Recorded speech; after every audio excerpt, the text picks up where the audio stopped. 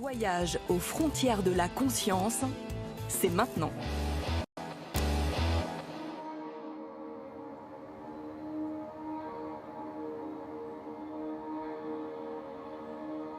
On va imaginer maintenant qu'il y a comme une sorte de somnolence dans la main. Vous êtes-vous déjà fait hypnotiser? Si la main elle s'approche du visage, eh bien, la somnolence elle va commencer à se diffuser aussi dans le visage. Elle va commencer à se diffuser au niveau de la tête, des yeux. Kevin discute avec Adriana et Michel depuis 5 minutes. L'air de rien, il a plongé Michel dans un état d'hypnose. Le voilà plié en deux dans une position pas franchement naturelle. Mais dans un état comme celui-là, on peut vraiment approcher une expérience qu'on aime, une expérience qui fait du bien. Au bout de 10 minutes, Kevin fait revenir Michel à un état de conscience habituel. Et vous allez pouvoir ouvrir les yeux en pleine forme.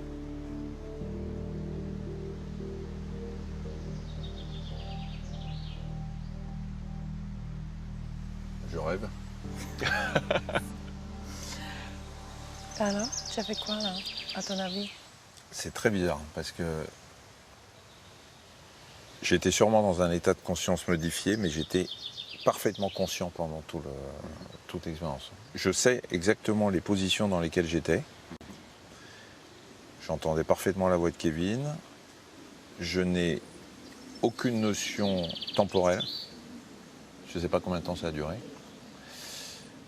Une sensation de bien-être, de lâcher prise, mais tout en étant très très conscient de ce qui se passait. Que s'est-il donc passé dans son cerveau pendant ces quelques minutes?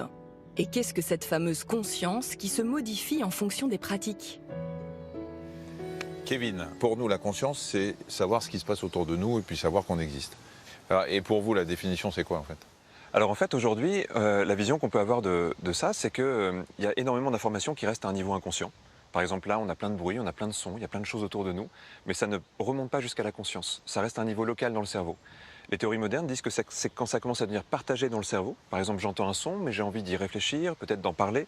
Là, tout d'un coup, ça vient partir dans plusieurs directions du cerveau et c'est là que ça semble remonter à la conscience. On va justement demander à Steven ce qu'il en pense. Steven? En plus d'être facétieux, Steven Lorraise est un des plus grands neurologues au monde. Il se passionne depuis plus de 20 ans pour la conscience, du coma à la transe, en passant par l'hypnose. C'est quoi toi ta définition de la conscience? Ah, la conscience. Je pense qu'il ne faut pas être trop arrogant. C'est vraiment un des grands mystères.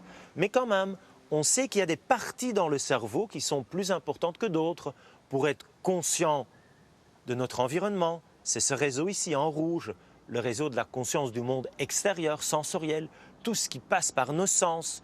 Et puis, il y a un deuxième réseau très important, réseau de la conscience du monde intérieur. Cette petite voix qui me parle, qui vous parle sûrement en ce moment même, qui me permet d'anticiper. Merci Steven, on va te retrouver. L'hypnose telle que vous la pratiquez, elle est utile pourquoi? En fait, l'idée de l'hypnose, elle est assez simple. C'est comme une voie d'accès à de nombreuses choses qui d'habitude nous semblent impossibles à modifier ou à moduler. Mais c'est avant tout une question de pédagogie, quelque part. Par exemple, personne ne vous a appris à gérer vos émotions.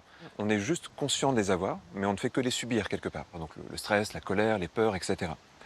Et il se trouve que quand on modifie l'état de conscience de quelqu'un, il peut avoir accès à la fois dans la manière dont ça se constitue à l'intérieur de lui, d'où vient cette peur, pourquoi elle est là, à quoi elle correspond, mais surtout il va pouvoir interagir avec, soit pour décharger une émotion qui stagne à l'intérieur, soit par exemple pour transformer une réaction émotionnelle. Et ce qui est vrai pour les émotions, c'est vrai aussi pour les comportements. La plupart des addictions, des phobies, peuvent ainsi être traitées grâce à l'hypnose.